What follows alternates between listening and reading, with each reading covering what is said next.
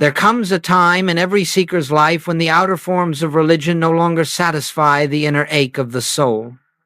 Not because religion has failed, but because the soul has begun to outgrow the belief that God resides somewhere outside itself.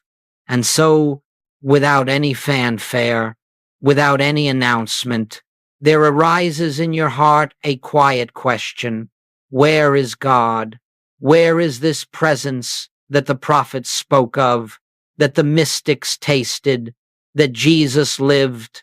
If you are listening with the ears of the Spirit, you will discover that God is not found in argument, not in doctrine, not in belief, not in tradition. God is revealed in silence. It is in the silence that the true meaning of the word Christ begins to dawn upon the consciousness. You see, the Christ is not a name. It is not a title. It is not a historical label we attach to one man who walked the hills of Galilee. The Christ is a state of divine being. It is the living presence of God expressing itself through individual consciousness. And because this presence is infinite, because it is omnipresent, it cannot belong to one man, or one age, or one faith. It is the light that lighteth every man that cometh into the world. But for 2,000 years, humanity has repeated the name Christ, without entering the silence from which that name arises. We have worshipped the outer form while missing the inner essence. And the inner essence is this: the Christ is the eye of you. The Christ is the very presence that looks through your eyes, breathes your breath, beats your heart, thinks your thoughts. It is the divine identity, forever hidden behind the mask of personality. When Jesus used the word I, he did not mean the personal self. He did not mean the carpenter's son. He did not mean a man apart from you.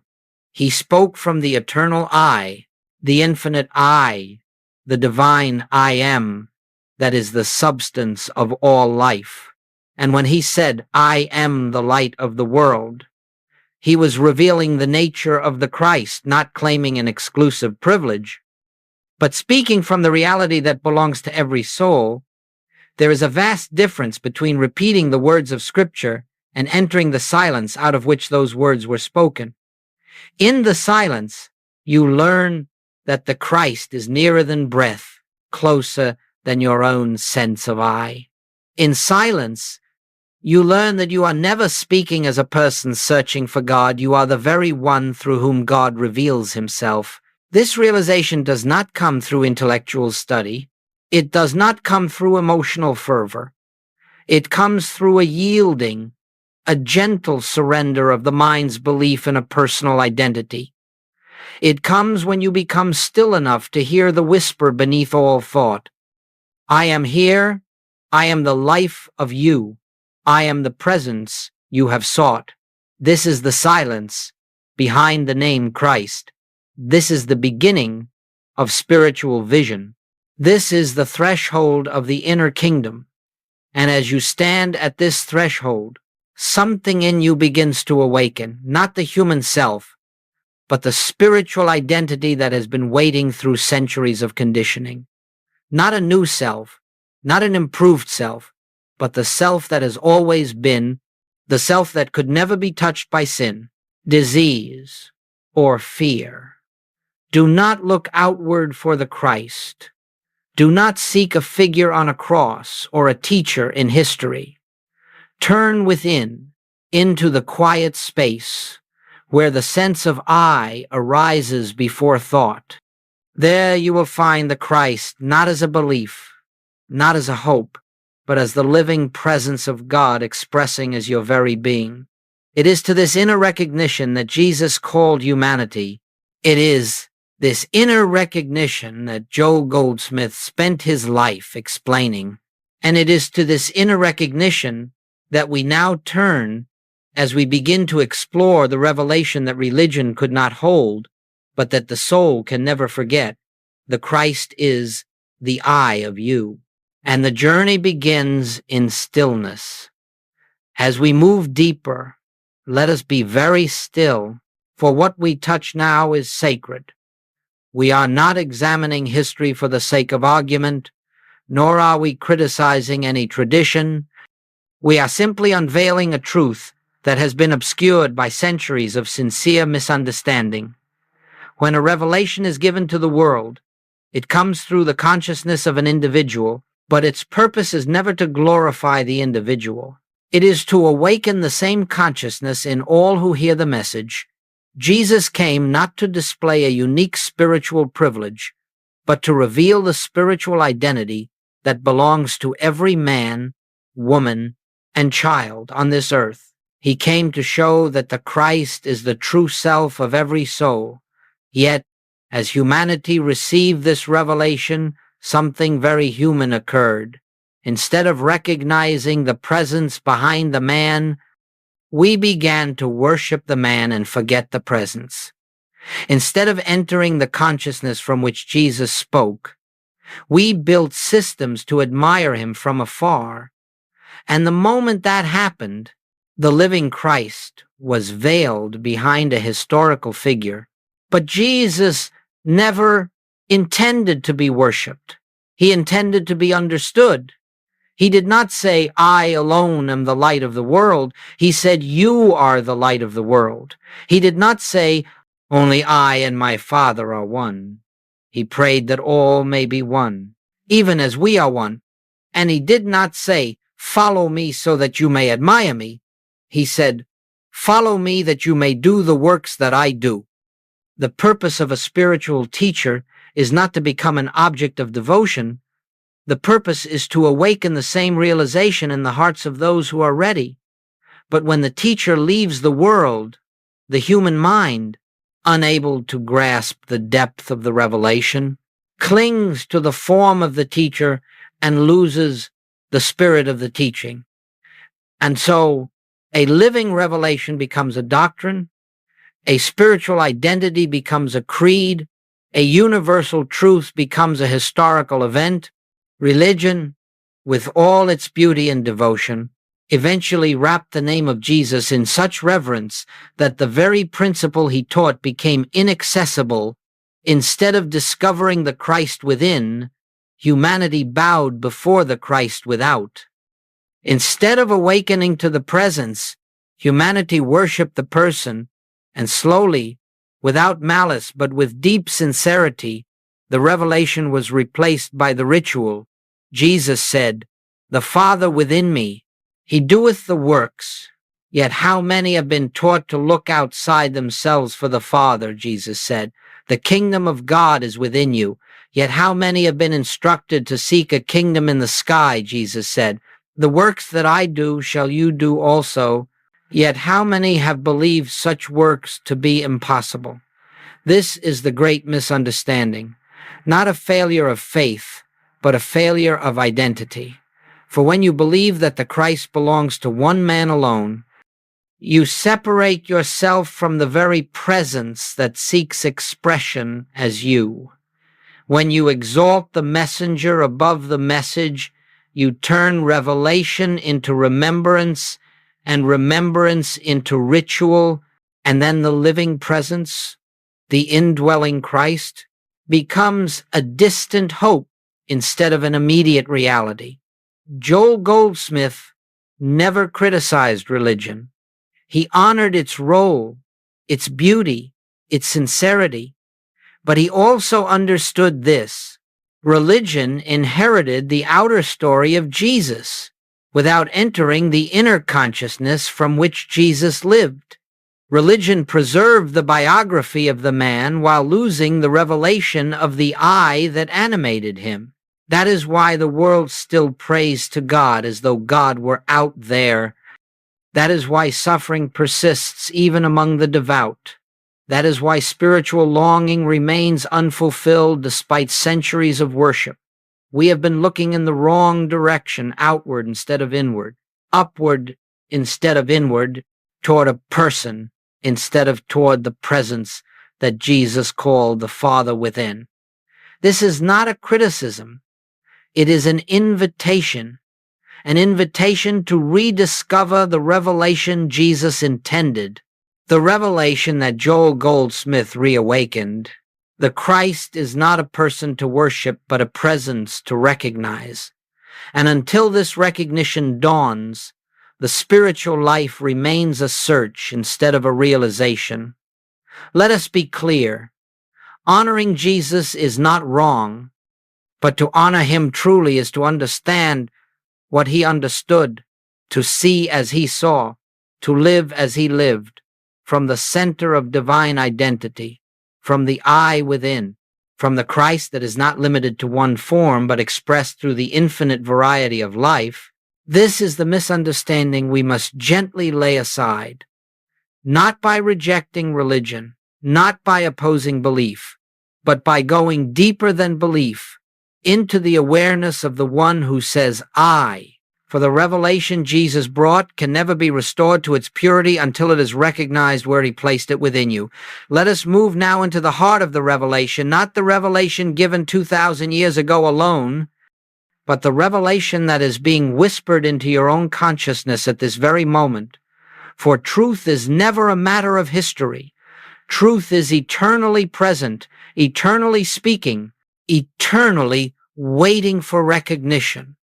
And if you listen deeply, you will hear the same voice that spoke through Jesus, the same presence that he called the Father, the same light he named the Christ.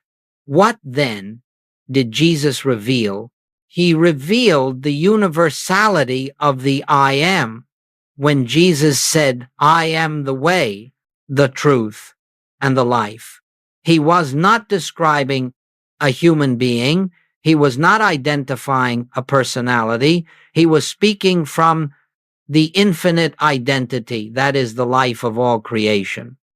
He spoke from the same I am that spoke to Moses, saying, I am that I am. He spoke from the divine consciousness that existed before Abraham, before Israel, before the world.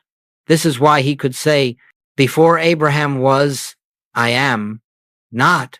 I was, but I am the eternal, unchanging, impersonal presence. You must understand this clearly, for the entire spiritual path rests upon this one realization. The I that Jesus spoke from is the I that you speak from when you say, I am. The difference is not in nature, but in awareness. Jesus lived from that awareness. Humanity has lived from forgetfulness. And so we made of Jesus something he never claimed to be, a solitary miracle worker, a unique spiritual exception. But he never presented himself as an exception. He came as an example. He came as a witness to the truth of our being. Everything he said, everything he did, pointed not to his superiority, but to the Christ nature within all. This is why he said, you are the light of the world. This is why he said, the kingdom of God is within you. This is why he said, the works that I do shall you do also. This is why he said, I ascend to my Father and your Father, to my God and your God. He did not divide himself from humanity. Humanity divided itself from him. When Jesus said, I and the Father are one, he revealed what is true of every soul. He was speaking from the Father consciousness, the God awareness, the place where there is no personal identity, only divine expression. And in that consciousness, all are one, all are equal, all are complete, all are whole. But because human thought identifies with the body and the personality, we assume Jesus must be speaking about his particular person. Yet no person can be one with the infinite. Only the infinite can be one with the infinite. Jesus was not proclaiming the greatness of Jesus. He was revealing the nature of the I that lives as all. This I is birthless. This I is deathless. This I is the spiritual reality behind every form. This I is the Christ, and here lies the essence of the teaching. The moment you say I am, you are using the divine name. You are invoking the presence that Jesus embodied. But when you attach that I am to a condition, I am sick, I am afraid, I am poor, I am unworthy, you are identifying the infinite with the finite, the eternal with the temporary, the real with the unreal. Jesus refused to do that. He refused to identify the Christ with condition. He refused to say, I am the needy one. I am the sinner. I am the victim. Instead, he said, I am the light. I am the resurrection. I am the truth. I am the life. He spoke always from the standpoint of the eternal identity. And that is why his words carried authority, because they arose from what is true, not from what appears. Joel Goldsmith understood this with such depth that it changed the entire direction of his life. He discovered that when the I of you is recognized as the Christ, life begins to unfold from the inside out. No longer do you seek God externally. No longer do you pray as a person pleading with a distant power. Instead, you rest in the realization that the Father, the Infinite, is the very essence of your being. This is the universality of the I am. It is not limited by race or religion, by creed or culture, by time or place. It is the divine identity present in every mystic, every prophet, every awakened soul. It is the silent core of all spiritual revelation, and it is the truth that Jesus came to reveal, not as a doctrine, but as a living reality. The I am is the way, the I am is the truth. The I am is the life. Not because the man Jesus claimed it, but because the Christ, the universal presence of God, speaks those words through every awakened heart. And so the question now is not who was Jesus? The question is, who is the I that I am? And as that question dawns in your contemplative moments, the Christ begins to reveal itself not as a concept, not as a philosophy, but as the living presence that has been the core of your being from the beginning. As we continue, let us turn inward again, for the truth we approach cannot be grasped intellectually. It must be sensed, felt, recognized in the silence of your own being. Truth is not taught from one mind to another. Truth is revealed from the depth of the soul to the depth of the soul. And it is in this spirit that we explore what Joel Goldsmith discovered through years of contemplation, meditation, and inner listening. Joel Goldsmith was not a theologian. He was not a metaphysician in the academic sense. He was a man who sought reality. He wanted to know God, not as a belief, not as a hope, not as a doctrine, but as living presence. And so he turned away from outward systems, away from rituals, away from secondhand truth. He sat in silence, sometimes for hours, sometimes for days, waiting, listening, yielding. And in this stillness, something extraordinary began to unfold. Joel discovered that the Christ is not an attribute. It is not a quality. It is not even an experience. The Christ is the invisible presence of God, expressing as individual being. It is the spiritual identity that lives where you think your personal self resides. It is the I behind the I, the life behind the life, the consciousness behind all consciousness. He discovered that the Christ is not confined to the figure of Jesus. It is not limited to one religion, one tradition, one nation, or one era.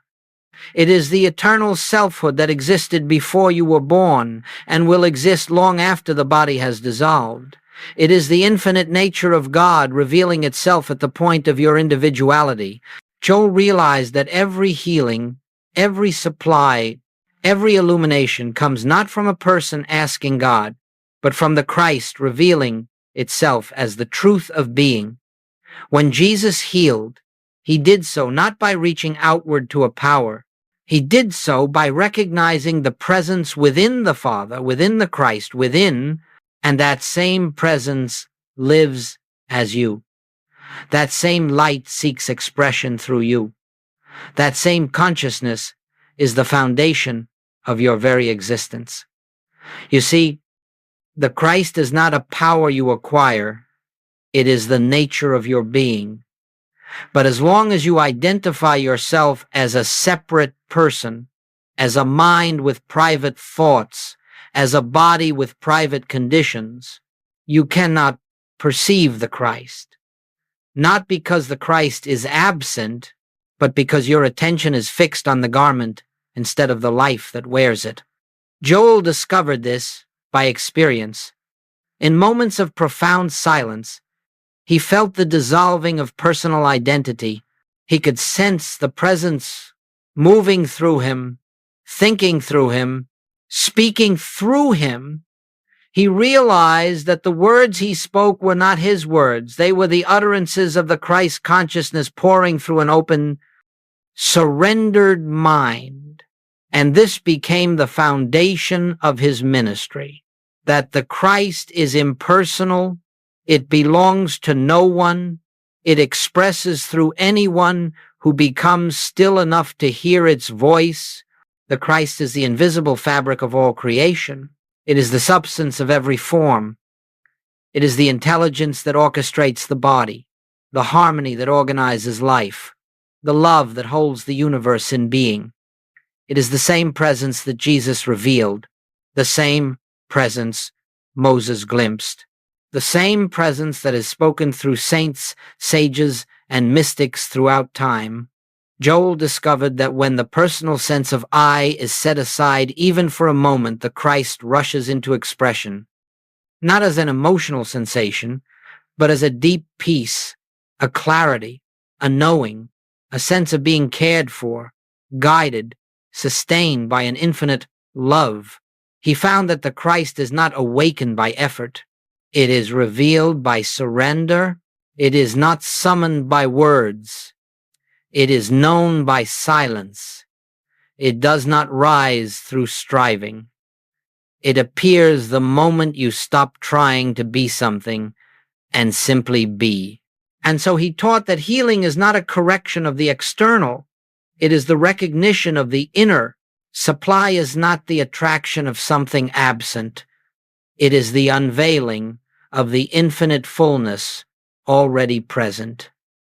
Peace is not the elimination of conflict.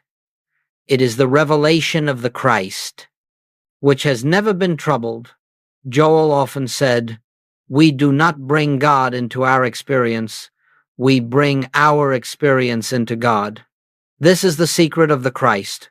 When you identify with the presence, your outer life takes on the harmony of that presence. When you identify with the personal self, your outer life reflects the limitations of that belief. This was Joel Goldsmith's discovery, that the Christ is the invisible reality of all being, that it is the essence of your existence, and that the entire spiritual journey is the quiet remembrance of what has always been true. Nothing is added, nothing is acquired, nothing is improved, only recognized. And as this recognition deepens, you begin to understand why Jesus said, "He that hath seen me hath seen the Father." Not because Jesus was the only Christ, but because the Christ is the universal self. And when that self shines through any individual, the Father is revealed. This is the Christ, as Joel discovered it, the silent presence, living as you, waiting to be acknowledged, waiting to be recognized, waiting to be lived. Let us move now into one of the most liberating realizations on the spiritual path. A truth so simple, yet so profound, that its absence has shaped centuries of spiritual misunderstanding. It is this: God is impersonal, not distant, not cold, not mechanical, but free of human attributes, free of partiality, free of preference, free of the limitations we impose upon the divine through personal belief. Religion, in its sincerity, could not teach this, not because religion wished to withhold truth, but because the human mind was not yet able to grasp a God without a face, a God without form, a God without human desires.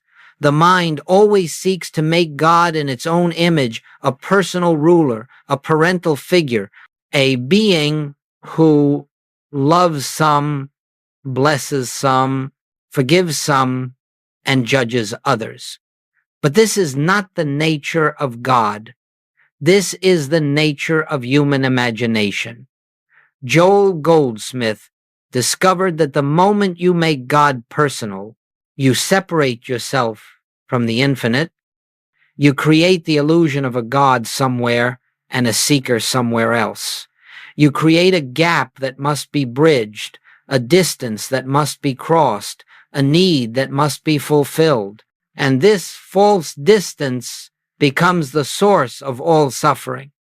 But God cannot be personal, for if God were personal, God would be limited. If God preferred one soul over another, God would be divided. If God rewarded the good and punished the bad, God would cease to be omnipresent. Love, the impersonal nature of God, means this: God does not act upon you, God expresses as you, God does not choose for you, God unfolds through you, God does not send blessings, God is the blessing that is your life. Religion, as a structure of belief, could not teach this, because the personal mind cannot comprehend a presence that does not think as humans think. And so, to comfort the mind, religion gave God a personality. It gave God anger, mercy, disappointment, approval. It gave God human emotions so that human beings could relate to the infinite. But the spiritual journey is not about making God relatable. It is about realizing that the one we call God is the very essence of our own being. When Jesus referred to the Father, he did not speak of a being outside himself. He spoke of the impersonal life within the infinite consciousness that acts without preference, loves without condition, gives without measure. He said, "The Father knoweth what you have need of before you ask," not because God is watching from a distance, but because the Father is the life of you. The Father is the mind through which you think, the breath through which you live, the being through which you are conscious. This is why Jesus could say, "It is the Father within me that doeth the works." He understood that no person performs a spiritual act. Only the impersonal presence expresses itself through the form we call human. Joel Goldsmith taught this with extraordinary clarity. He said that once you understand the impersonal nature of God, prayer changes forever. You stop praying to God, and you begin resting in God. You stop asking for things, and you begin recognizing that the fullness of the infinite is already the substance of your being. You stop seeking God's intervention because you realize there is no external power to intervene, only the inner presence to be recognized. This impersonal God is not aloof. This impersonal God is pure love, but it is a love that does not fluctuate. It does not come and go. It does not depend on your conduct, your beliefs, or your worthiness. It simply is impersonal, and because it is impersonal, it is everywhere equally. It is the same in the saint and in the sinner. It is the same in the enlightened and in the ignorant. It is the same in every creature, every form, every expression of life. Religion could not teach this because an impersonal God cannot be controlled, cannot be bargained with, cannot be used as a tool for human morality. An impersonal God cannot be claimed as ours against theirs. An impersonal God does not punish, does not reward, does not withhold, does not bribe. And so for many centuries, the world held to a personal deity because the personal mind could understand it. But the spiritual heart cannot awaken fully until it moves beyond this belief. To awaken to the impersonal nature of God is to awaken to the truth that God is not a someone, not an other, not a being separate from your being. God is the invisible fabric of your existence. God is the I that lives as you. God is the Christ, the eternal, impersonal, universal presence, expressing individually as your life. And when you know this, you no longer ask God to change the world. You allow God to reveal the world as it sees it. You no longer plead for healing. You rest in the truth that the Christ, your true self, is never sick. You no longer pursue supply. You recognize that the infinite cannot lack. You no longer seek peace. You discover that peace is the nature of your own being. This is the truth religion could not teach, not out of unwillingness, but out of necessity. Humanity had to grow into it. And now, as consciousness evolves, this truth stands ready to be understood by all who can enter the silence and listen. God is not personal. God is presence. God is not elsewhere. God is the life that says I, and when this is realized, the spiritual journey truly begins. Now we come to the living heart of the spiritual path, the point where truth must pass from the level of concept into the depth of realization. For no amount of reading, no amount of hearing, no amount of believing can awaken the Christ. Only recognition can. Recognition is not an act of the mind. Recognition is an opening of consciousness. Recognition is the gentle turning from appearance to reality, from form to substance, from the personal sense of self to the infinite I that stands behind all being. The Christ within you does not need to be awakened. It is already awake. It is already whole. It is already complete. What must awaken is your awareness of it. And this awareness comes through a simple, sacred practice that Joel Goldsmith called recognizing the presence. This is not something you do loudly. It is not something you do aggressively. It is not something you do with willpower or effort. It is something you do softly, tenderly, with the same stillness with which you might watch a sunrise or listen to the quiet breathing of a sleeping child. The practice begins with a pause. Whenever fear appears, you pause. Whenever lack appears, you pause. Whenever conflict appears, you pause. Whenever the mind rushes into reaction, you pause. In that pause, you withdraw your identification from the condition before you. You do not try to change the condition. You do not argue with it. You do not deny it. You simply look away from appearance and turn toward the I that is aware of it. You ask, gently, who is the I that sees this? Who is the I that feels this? Who is the I that is present right now? This question, asked not intellectually but contemplatively, separates the false sense of self from the true. For the moment you ask, who is the I, the mind cannot answer. The body cannot answer. The emotions cannot answer. Only the silence can respond. And in that silence, the Christ begins to reveal itself. You begin to sense, even faintly, that the I which is aware of fear cannot fear. The I which is aware of lack cannot lack. The I which is aware of pain cannot suffer. The I which is aware of conditions is not conditioned by them. This gentle recognition is the first step in awakening the Christ within. Then, as you rest in this awareness, a second realization dawns. The I that I am is the presence of God, not metaphorically, not figuratively. Literally, you begin to see that the Christ is not something you become. It is something you uncover. You remove the belief that you are a limited person, and the Christ which has always been your true self stands revealed.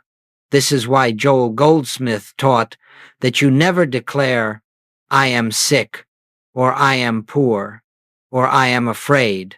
The I that speaks these words is not the person you believe yourself to be. It is the Christ. And the Christ cannot be sick, cannot be poor, cannot be afraid. To attach I am to any appearance is to claim unreality as identity. And the moment you do that, you suffer. Recognition reverses this mistake. Recognition restores identity. Recognition is salvation. And so you practice, I am not seeking God. The I that I am is the presence of God. I am not lacking supply. The I that I am is infinite abundance. I am not trying to be healed. The I that I am is wholeness itself. This is not affirmation. Affirmations attempt to make something true. Recognition acknowledges what already is true. And the more you rest in recognition, the more natural it becomes. You begin to find yourself pausing throughout the day without effort. You begin to sense the presence, even while engaged in ordinary activities. The Christ becomes not a momentary experience, but the background of your life, the quiet light that illumines every thought, every breath, every step. Perhaps at first, you feel only a slight peace, then a little more clarity, then a subtle joy that arises for no reason, then moments of profound stillness in which you seem to dissolve into the infinite. This is the Christ taking form in your awareness. This is the presence revealing itself as your true identity. And with this recognition, healing begins, not because you seek it, but because the false sense of self that clung to sickness dissolves. Harmony begins, not because you pursue it, but because the presence that is harmony reveals itself. Supply begins, not because you attract it, but because the infinite is experienced as the very substance of your being. Awakening the Christ is not a dramatic event. It is a quiet remembering, a soft yielding, a gentle trusting, a continual returning to the inner presence. And as this practice becomes the rhythm of your life, you will discover something astonishing. You no longer feel that God is guiding you. You feel that God is you. You no longer think of the presence as something within you. Realize the presence is the very essence of the I that lives, moves, and breathes through you. This recognition is the foundation of the spiritual life. This recognition is the doorway to freedom. This recognition is the unveiling of the Christ within. Let us now move into the great transition of the spiritual path, the point at which recognition becomes embodiment, and the truth you contemplate begins to live itself through you. For it is one thing to recognize the Christ within, it is another to live as that Christ. And the difference lies in one simple shift, the dissolution of personal sense. What is personal sense? It is the belief that you are a separate being with a private life, a private mind, private fears, private burdens, private responsibilities. It is the belief that you must direct your life, solve your problems, heal your body, earn your supply, protect your identity. This is personal sense. And as long as you live from personal sense, you live outside the rhythm of the Christ. The Christ is the presence of God individualized as you. The Christ is infinite, life expressing through your form. The Christ is the I that needs nothing, fears nothing, lacks nothing, seeks nothing. The Christ does not struggle, does not strive, does not react, does not defend, does not resist. To live as the Christ is to let go of the belief that you, as a person, are living your life at all. You begin to sense gently at first, then more clearly, that something deeper is living you, something wiser is thinking through you, something greater is guiding, sustaining, unfolding your every step. Joel Goldsmith once said that the greatest spiritual attainment is simply this: the end of the personal I, not the destruction of individuality, but the dissolving of the belief that your individuality is separate from God. When personal sense dissolves, life becomes effortless, not because circumstances change, but because identity changes. A wave that knows itself as water can never fear the wind. A branch that knows itself as the vine can never fear drought. A form that knows itself as spirit can never fear the world. And so you begin to walk differently. You begin to think differently. You begin to respond differently. Where you once said, "I need supply," you now rest in. The I that I am is infinite abundance. Where you once said, "I must fix this sickness," you now rest in. The I that I am cannot be sick. Where you once said, "I am afraid," you now rest in. The I that I am is perfect peace. This is not denial, it is truth. It is living from the Christ rather than from personal sense. Living as the Christ means that you no longer take ownership of the outer picture. You no longer judge appearances as good or bad. You no longer interpret events through the lens of fear. You no longer see people as separate selves acting upon you. You see only the unfolding of consciousness, the movement of the inner presence expressing as experience. And then something remarkable happens, because you no longer live from personal sense. The world can no longer touch you personally. Criticism falls away, praise falls away, fear falls away, ambition falls away, regret falls away, attachment falls away. All the burdens of personal identity sink into the nothingness from which they came. You discover that you are no longer living from reaction, but from realization, no longer from effort, but from presence, no longer from fear, but from love, no longer from need, but from completeness. This is not something you force. It is something that happens naturally as the recognition of the Christ deepens. You do not decide to live as the Christ. The Christ lives itself through you the moment you stop trying to live as a person. And so the spiritual life becomes simple. When a fear arises, pause.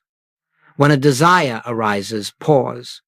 When an irritation arises, pause. When a judgment arises, pause. Each pause loosens the hold of personal sense. Each pause returns you to the Christ. Each pause reveals the infinite as the true I of you. Living as the Christ does not mean perfection of behavior. It means transparency of identity. You may still experience human feelings, but you no longer identify with them. You may still move in the world, but you no longer feel bound to it. You may still act, but the action is not yours. It is the unfolding of the presence. Eventually, you begin to sense a deep shift within. You are no longer trying to live the spiritual life. You are no longer trying to be awakened or enlightened or healed or supplied. You find that you are resting quietly, naturally, joyfully, in the realization that life is living itself as you. This is the end of personal sense. This is the beginning of Christed living. This is the essence of the infinite way. And now we come to a mystery that has puzzled seekers for centuries. Why was this teaching the Christ within, the I am identity, the end of personal sense, not given openly to the world? Why did Jesus speak in parables? Why did the early mystics veil their wisdom? Why has so much of this truth remained concealed? It is not because truth was withheld. It is because consciousness was not yet prepared to receive it. You cannot give sunlight to a seed buried deep in the earth. You cannot feed solid food to an infant. You cannot pour the infinite into a vessel that still believes itself to be small. Humanity, for most of its history, has lived under the hypnosis of personal sense, identifying itself as flesh, as form, as mind, as emotion. A world that believes it is separate cannot bear the revelation that separation has never existed. A world that believes God is elsewhere cannot understand that God is the very life of its own being. And so the teaching lived quietly, passed from heart to heart, not because it was secret, but because it was sacred. Not because it was exclusive, but because it required readiness and inner maturity, a loosening of personal identity, a hunger for reality over comfort. The human mind cannot understand the impersonal nature of God. It wants a God who agrees with it, a God who blesses its tribe and condemns others, a God who judges the wicked and rewards the good, a God who behaves according to human expectation. But the Christ is not personal. The Christ is universal. The Christ is the I am of every being. Such a revelation cannot be accepted by those who still cling to separation, superiority, or fear. And so Jesus said, I have many things to tell you, but you cannot bear them now. Not because he was withholding mercy, but because revelation requires receptivity. Throughout history, humanity has met truth with resistance. When Jesus revealed the kingdom within, the world sought to silence him. When mystics in many traditions proclaimed oneness, they were dismissed or persecuted. When sages taught the end of personal identity, the world called it heresy. Why? Because the personal mind defends itself. It fears dissolution. It fears loss of control. It fears the infinite, because the infinite ends the illusion of a separate self. And so truth appeared dangerous not because it harms, but because it dissolves illusion. It threatens the false sense of power, the false sense of righteousness, the false sense of separation. But now something has changed. Human consciousness has begun to awaken, not everywhere, not all at once, but enough to allow the ancient teaching to rise again. The world has grown weary of fear-based living. It has grown weary of external authority. It has grown weary of dogma, conflict, and division. It has grown weary of seeking God in the sky while suffering on the earth. And so, in this age, the Christ teaching has begun to reemerge, not as religion, not as doctrine, but as inner revelation, It is rising because hearts have become ready, minds have begun to soften, personal sense has begun to crack under the weight of global transformation. Joel Goldsmith recognized that the time had come, that humanity was ready, not all, but many, to realize, I and the Father are one. He saw that souls everywhere were hungry, not for belief, but for experience, not for tradition, but for presence, not for authority, but for freedom. And so he spoke these truths openly, yet gently, trusting that those who were ready would hear, and those who were not ready would walk their own path until the moment came. Truth cannot be forced. It cannot be imposed. It cannot be demanded. It can only be revealed the moment the soul is ripe for it. This is why the teaching was hidden, not because it was meant for a chosen few, but because it awaited the awakening of the many. And now you are here, listening, seeking, sensing the stirrings of something ancient within you. This reveals that your own consciousness has ripened, that you stand on the threshold of the Christ awareness that Jesus embodied and Joel Goldsmith taught. The teaching is no longer hidden. It is whispered now into every heart that is ready, for the time has come. And now, as we draw this journey to its resting place, let us once again turn inward, not toward the words that have been spoken, not toward the concepts we have explored, but toward the silence from which they came. For if you hear only the words, you receive information. But if you touch the silence, you receive revelation. The entire purpose of this message, from the first moment to this final breath, has been to point you back to the I that you are, not the personal I, not the human identity that carries your name, your history, your memories, your successes, your burdens, but the infinite I, the Christ, the presence of God, expressing as your very being.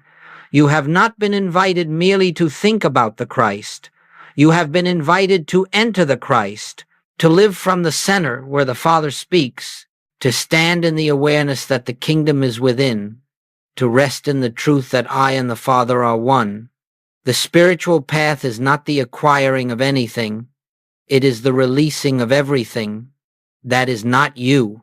Every belief in separation, every attachment to personal identity, every fear, every judgment, every attempt to make life conform to your will, these fall away naturally when you turn within and recognize the I that lives you.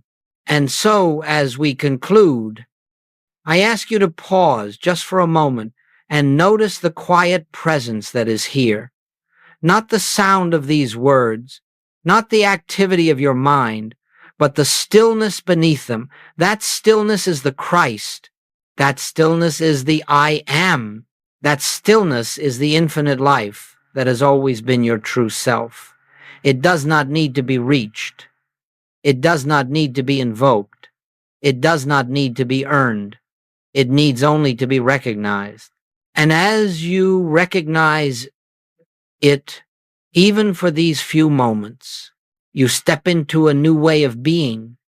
You are no longer a seeker of God. You are an expression of God. You are no longer a traveler on the path. You are the path being walked. You are no longer a person on a spiritual journey. You are spirit unfolding in form. This is the living I am. And when you begin to live from this recognition, something subtle but extraordinary begins to occur. Your problems lose their authority. Your fears lose their voice. Your burdens lose their weight. Your past loses its hold. Your future loses its threat. Why? Because you are living not from the personal self, but from the presence that is untouched by time, untouched by circumstance, untouched by the world. You begin to feel the quiet joy that arises for no reason. You begin to sense a guidance that requires no thought, You begin to perceive a harmony that does not depend on conditions. You begin to love without effort, forgive without struggle, trust without fear. This is not self-improvement. This is not spiritual achievement. This is not transformation of the person. This is the revelation of the self. And so I leave you with this simple invitation, the same invitation given by Jesus, the same invitation taught by Joel Goldsmith, the same invitation whispered by every awakened soul throughout the ages. Abide in the I, rest in the I, live from the I, know the I, let the I live you. For the moment you do, even for a breath, the Christ is no longer a concept. It becomes your living identity. And from that moment on, life unfolds not from effort, but from grace. This is the journey. This is the teaching. This is the revelation. This is the I am